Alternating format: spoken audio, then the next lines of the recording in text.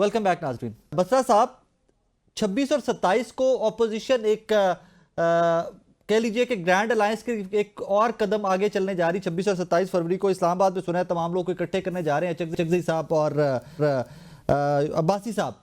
मौलाना फजलुर रहमान साहब का नाम इस सारी प्रेस रिलीज में, इस खबर में कहीं मुझे नजर नहीं आया। क्या JUIF ऑन बोर्ड नहीं है अपोजिशन के साथ? साकिब भाई, इस सवाल का जवाब देने से पहले मैं सिर्फ एक कमेंट करना चाहूंगा जी। देखें, अगर आपका वजीर आजम जाली है, वजीर आला जाली है, वुजरा जाली हैं, सदर जाली है, तमाम मेरिट के बगैर आए हुए हैं और वो अवाम के नुमाइंदे नहीं हैं, तो अगर टीम के अंदर ऐसे सिफारशी खिलाड़ी डाल दिए हैं जो बेचारे सिर्फ किसी की पर्ची पर आए हैं, तो इसमें क्या परेशानी है? बार बार तो यही कह रहे हैं। इस वक्त सबसे बड़ा इशू ये है कि जब पाकिस्तान के अंदर वो रोल मॉडल जो जुडिशरी है, जो पार्लियामेंट है, जो हमारी स्टैब्लिशमेंट है, जो हमारी ब्यूरोक्रेसी, वहां पे अगर इस वक्त सिर्फ और सिर्फ मेरिट ये है कि आपने कौन ज्यादा तरीके इंसाफ और इमरान खान के खिलाफ जुल्म कर सकता है, फैसले दे सकता है, कौन उनको दबा सकता है, कौन उनको गिरफ्तार कर सकता है, तो अगर ये मेरिट होगा तो आपके तमाम इदारे इस तरह तबाह बर्बाद हो गए हैं। और दूसरी बात देखें साकिब भाई, हमारी मुज़ाकरात अभी फाइनल स्टेज पे हैं। ओके। और हम तो बार बार यही कह रहे हैं कि इस वक्त हुकूमत या वजारत उज़्मा या MNA MP अहम नहीं है, मुल्क अहम है। हम आज हमारी जो लीडरशिप है वो कराची के दौरे पर है, सिंध के दौरे पर है। वहां पे तमाम पार्टियों को वेलकम कर रहे हैं, उनको दावत दे रहे हैं। और रमजान मुबारक के बाद वैसे मुझे यकीन आप देखेंगे कि मौलाना फजलुर रहमान साहब हमारे काफिले और कारवां का हिस्सा होंगे। इसलिए होंगे कि उन्होंने जितने इल्जामात इस जाली हुकूमत पर लगाए हैं, अरबों रुपए की खरीदो फरोख्त कहते हुई है, उन्हें तमाम असेंबलियां खरीदी गई हैं, उन्होंने तो बल्कि शहबाज शरीफ को कहा है कि मियां साहब जान दो, आप इस्तीफा दें। उन्होंने यहां तक कहा कि याद सादिक आया वहां पर बलूचिस्तान में, उन्होंने कहा साड़ी गल हो गई है, हमें तो मिलिट्री एस्टेब्लिशमेंट ने कहा आपको 2/3 अक्सरियत देंगे।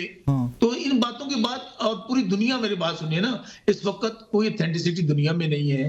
पतन के दफ्तर सारे हैं, जहां पे वारदात पड़ती है जज बदल देते हैं, इलेक्शन कमीशन बदल देते हैं। तो वैसे भी इनको कल ये यकीन माने, मुझे कल फायज ईसा बहुत याद आया। अगर यकीन माने ऑल ऑफ सडन उनका बल्ला छीन लेते ना इंडिया वालों का, और काजी फाइज होता हर था ते बल्ला ना छीन सकते, इंज नहीं हुंदा ना। नहीं हो सकते सन अगर वो पाकिस्तान की सबसे बड़ी जमात से इलेक्शन से एक रात पहले जब सिंबल मिलने थे हमारा बल्ला। अच्छा, मैं आता हूँ वापिस आपकी तरफ आता हूँ। बलोच साहब, सर ये एक ग्रैंड ऑपोजिशन अलायंस बनता दिखाई दे रहा है। अब तो ये प्रैक्टिकली इनकी मीटिंग शीटिंग्स जो हैं, अब तो 26 और 27 की तारीख भी दे दी। चकज़ई साहब और अब्बासी साहब होस्ट कर रहे हैं इसको। सर कोई गवर्नमेंट प्रेशर फील हो रहा है गवर्नमेंट को कोई? देखिए, बात ये है कि जो इस वक्त हमने साबका अदवार में जिस तरह से 2018 के इलेक्शन में धांधली के जरिए, और जिसका खुद इमरान नियाज़ी कहता रहा कि मेरे इजलास में लोगों को भेजा जाता था। आपको याद होगा वो एक सेनेट का इलेक्शन जिसमें अक्सरियत को 50 के करीब सेनेटर्स को लोटा बनाकर वो शामिल किया गया था, हुकूमत को वोट दिलवाए गए थे। एक तरफ हुकूमती उम्मीदवार थे और दूसरी तरफ वो बलूचिस्तान से सर उसकी एक ही दलील है, हमारे एक एंकर थे, अल्लाह गरीकर रहमत करे, वो MNA भी बने थे और उन्होंने कहा था हम लाए गए हैं, आए नहीं हैं। वो एक दलील है। हाँ। अच्छा, मैं एक और गुजारिश करूंगा आपसे जी। जिस वक्त इनके अगर खुद एक प्राइम मिनिस्टर कहे कि मेरे इजलास के अंदर लोगों को लाया जाता है, खुद पाकिस्तान की तारीख का सबसे बड़ा करप्शन का केस उस पर हो और साबित हो जाए कि उसने ये करप्शन की है, इससे बड़ा मुझे बताएं आज तक पाकिस्तान में केस है? आप जर्नलिस्ट हैं माशाल्लाह।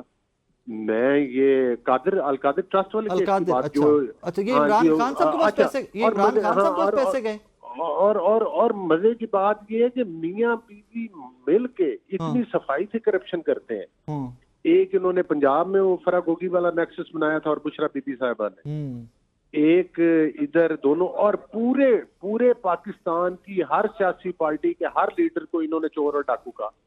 और जब तलाशी ली तो कहीं से वो तोशा खाना की जेली रसीदें निकल आई, वो दुकानदार बेचारा रोता रहा कि भाई ये मेरी इतनी कैपेसिटी नहीं है, ये मेरे साइन करके जेली आपने क्यों ये बना ली है रसीदें। अच्छा, उसकी तरफ आते हैं सर, बलोच साहब उसकी तरफ आते हैं, लेकिन जो ऑपोजिशन का इत्तेहाद बन रहा है, कल तक मौलाना आपके साथ थे, आज मौलाना इनके साथ दिखाई देते हैं।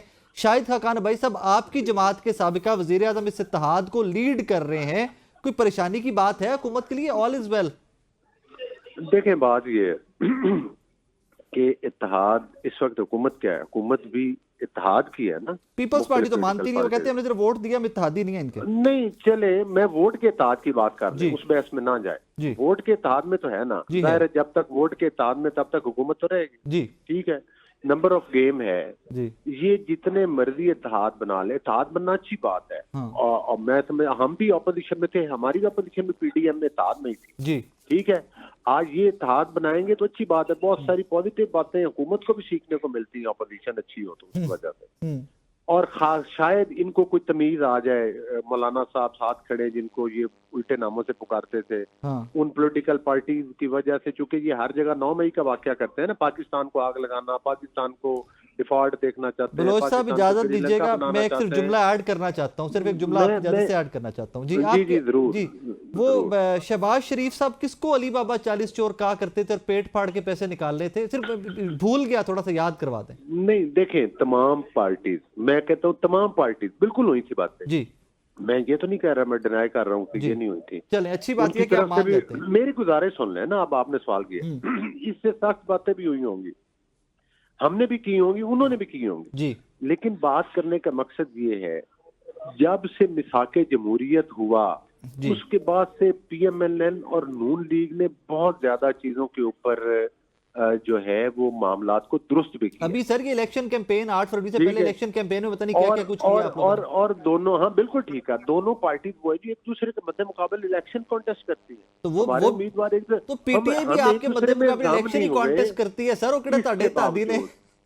इसके बावजूद हम इत्तेहाद में इकट्ठे खड़े हैं, तो ये तो फिर क्रेडिट देना कि मतलब ये पॉलिटिकल पार्टी फिर इत्तेहाद में इकट्ठी, तो फिर ये क्रेडिट पीटीआई को भी देते हैं कि वो मौलाना के साथ इकट्ठे बैठ रहे हैं। नहीं, मौलाना साहब साथ जरूर बैठे हैं, हमें कोई इतराज नहीं, लेकिन कम अज कम हम ये कहते हैं कि मौलाना साहब से कुछ तमीज भी सीख लें, कुछ अकल भी सीख लें। गालियां देना, मौलाना साहब किसी को गाली तो नहीं देते ना, आप उनकी सियासत से चले इसी पे जरा इसार राना साहब, इसार साहब, ये जो ऑपोजिशन इत्तेहाद, मौलाना फजलुर रहमान साहब का 2 के नाम आज की प्रेस रिलीज के अंदर नहीं है कि 26 और 27 को जो इवेंट होने जा रहा है इस्लामाबाद के अंदर, बट कि ऑपोजिशन इत्तेहाद गवर्नमेंट के लिए कोई परेशानी का बायस बन सकता है कि all is well in the house?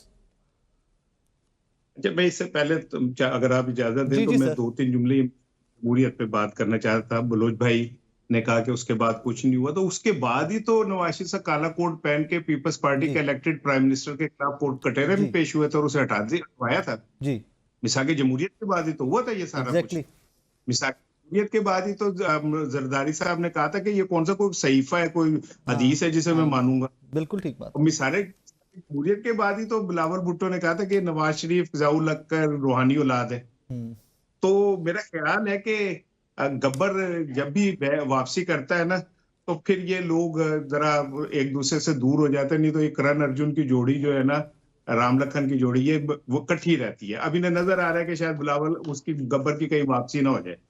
और दूसरी बात ये कि आपका तो गवर्नर पंजाब जो है वो कह रहा है कि मरियम साहिबा नहीं जीती इलेक्शन, तारण नहीं जीता, खाली पीटीआई तो नहीं कह रही। अभी कल का बयान पढ़ लें गवर्नर पंजाब, शैला रजा साहिबा ने भी कहा जी, पीपल्स पार्टी शैला रजा साहिबा ने भी कहा था तारण साहब के बारे में।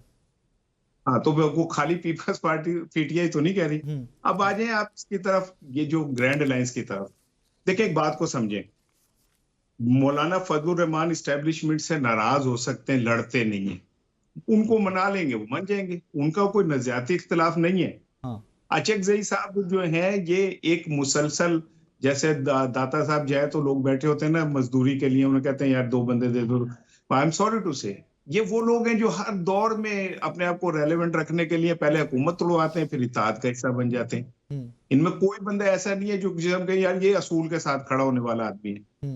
इमरान खान की जंग अकेली जंग है, इमरान खान अपनी जंग अकेली लड़ेगा।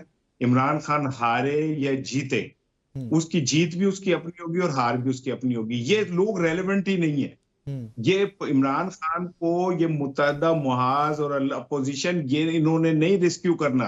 पीटीआई को किसी ने कोई फायदा नहीं पहुंचाना।